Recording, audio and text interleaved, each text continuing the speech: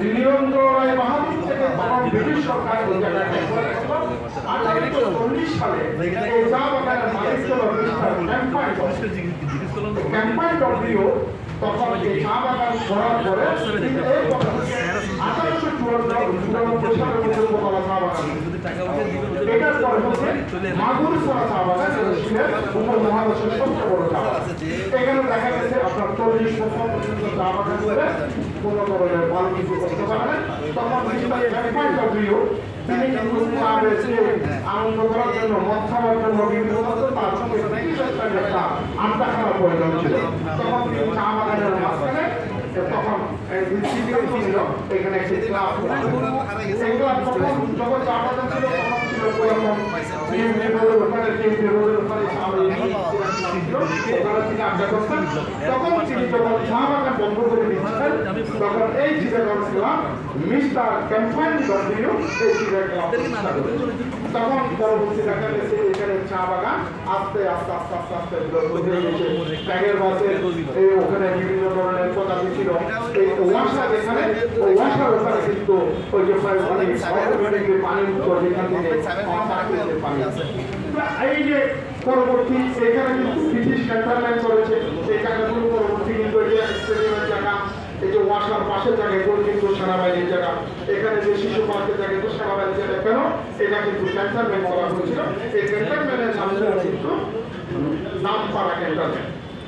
পরবর্তীতে যখন সূর্য সেন 1930 সালে যখন অস্ত্র ভান্ডার লুট করলো দামপাড়া পুলিশ লাইনে, তখন ব্রিটিশ পাকিস্তান যখন আসার পরে চিন্তা করলো এখান থেকে এই পরিবেশ থেকে আমাদের ক্যান্টনমেন্টকে নিয়ে যেতে হবে কোথায়, নতুন পাড়া নাম দিয়ে, যেটাকে জালালাবাদ পাড়া, যেখানে স্বাধীনতা ঘোষণা করেছে সূর্য সেন। এখান থেকে দামপাড়া থেকে ক্যান্টনমেন্ট নিয়ে যাবে কোথায়, নতুন পাড়া। মানে অর্থাৎ সূর্য সেনের মানে এই জায়গাটা যেভাবে পরিবেশের জন্য সবচেয়ে উপযোগী ছিল, তখন পৃথিবীর জরিপের মধ্যে ব্রিটিশের জরিপের মধ্যে আমাদের চট্টগ্রামের সবচেয়ে পরিবেশের উপযোগী ছিল এই চট্টগ্রামের এই এলাকা। আজকে এলাকাটা যদি আমরা শেষ করতে যাই, এখানে যদি আজ থেকে আপনার 1840 সালে যে চা বাগান শুরু হয়েছে, চা বাগানের এই চা বাগানের নাম ছিল চা বাগান, পাইনিয়ার পাহাড়।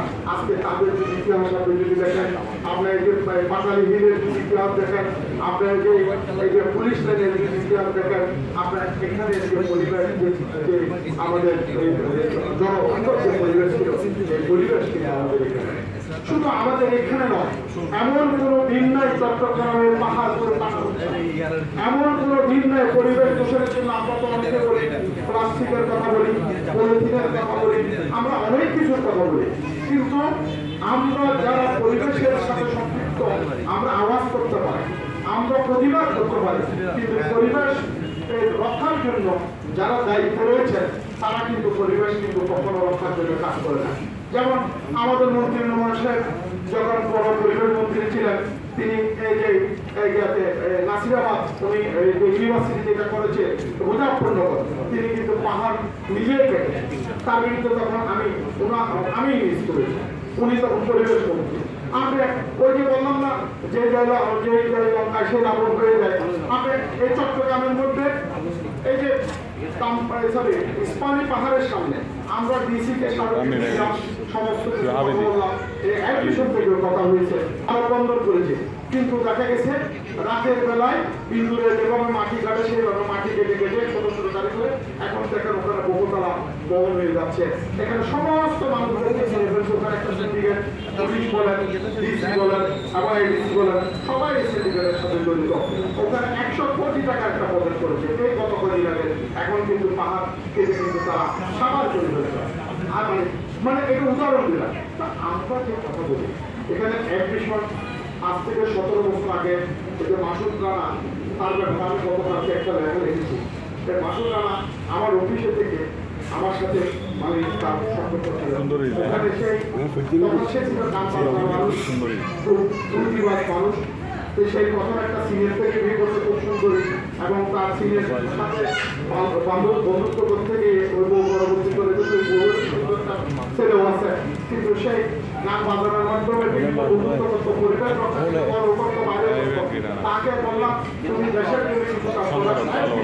সে নাম দিয়ে এবং সে কাজ শুরু করেছে। এই ইলেকট্রিশিয়ানের কাজ করতে গিয়ে তার আগের চীনা বইটা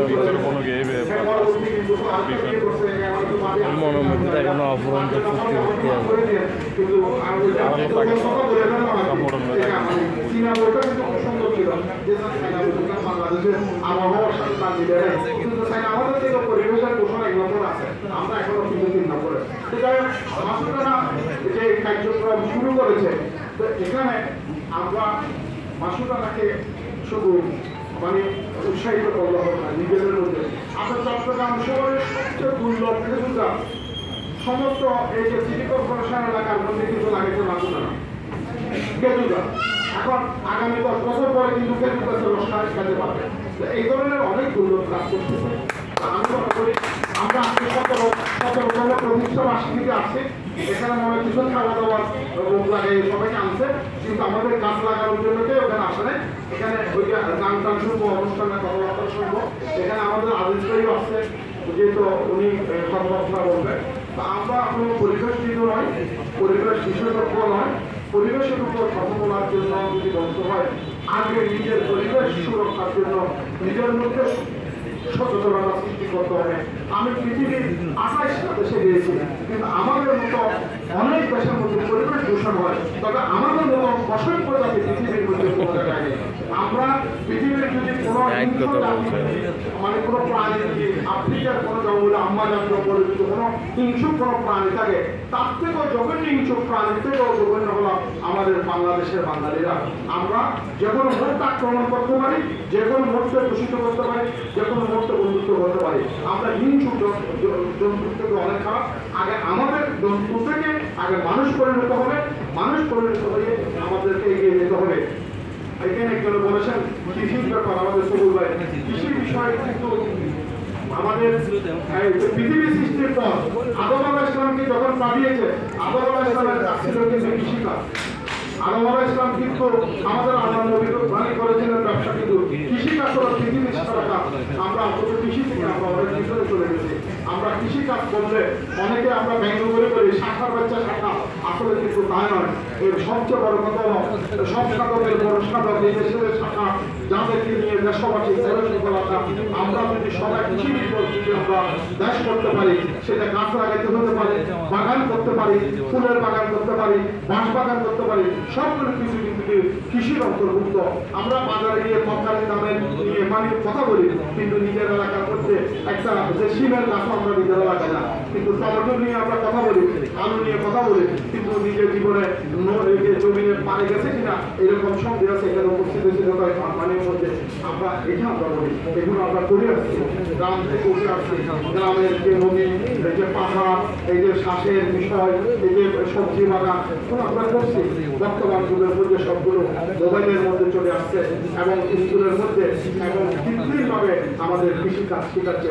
যাই হোক, আজকের প্রতিষ্ঠা বার্ষিকী এবং আমি একেবারে শেষে একটা ছোট গল্প বলে আমি শেষ করবো। আমাদের একজন মানে যুব রাজা, মানে যুব ব্যবসা করবে, তার ইচ্ছা ছিল কি যুব ব্যবসা করবে। তার ইচ্ছা মানে পরিবেশ এমন পরিষ্কার জায়গা, পানি থেকে মানুষের এই পরিবেশ মানে পোষণ করার জন্য আমি একটি তখন যুব ব্যবসা কিভাবে করবে, তারপরে সিন্দি ব্যবসা তখন সিন্দি ব্যবসা পালন করে অনেকে আকাশ দেখতে পারতেছে না, বলেছে বর্ষার কারণে আকাশ দেখতে পারতেছে না, কিন্তু যুব বেড়াতে করে দেখে নাই ওখানে কিন্তু আশ্চর্যজনক। এখন বাড়ি বাড়ি বলে আমাদের কাছে বলে আমাকে বলে দাও, এখন পরবর্তী দেখতেছে যে যুবর কারণে মানুষের চেহারা পরিবর্তন হয়ে যাচ্ছে, পরিবর্তনের সুন্দর পরিবর্তন হয়ে যাচ্ছে।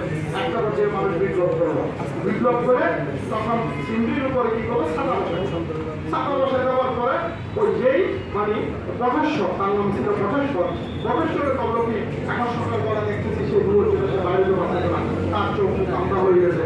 সে তার টয়লেটের মধ্যে তার মানে এখনকার মতন আধুনিক টয়লেট ছিল না, সে মানে ওই ঘর থেকে একটু দূরে একটা টয়লেটে গেছে, তখন সে দুয়ার জন্য নিজেকে একটা করতে পারে, সে ওখানে মধ্যে পুকুর মনে করে টয়লেটের মানে ওই যে খাতার মধ্যে সে নাম দিচ্ছে। পরবর্তী দেখা গেল তার সমস্ত শরীর বন্ধ হয়ে গেল, বলে কিনা আমি সেটা ভুল করছি, এই দুয়ার ব্যবসা তো আমি আর করা যাবো না।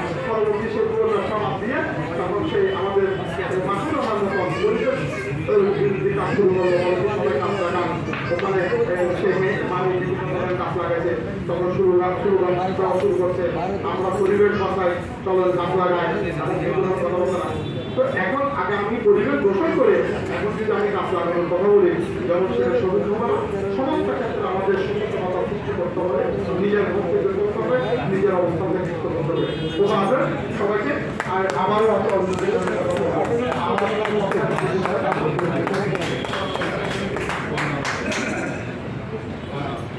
ধন্যবাদ।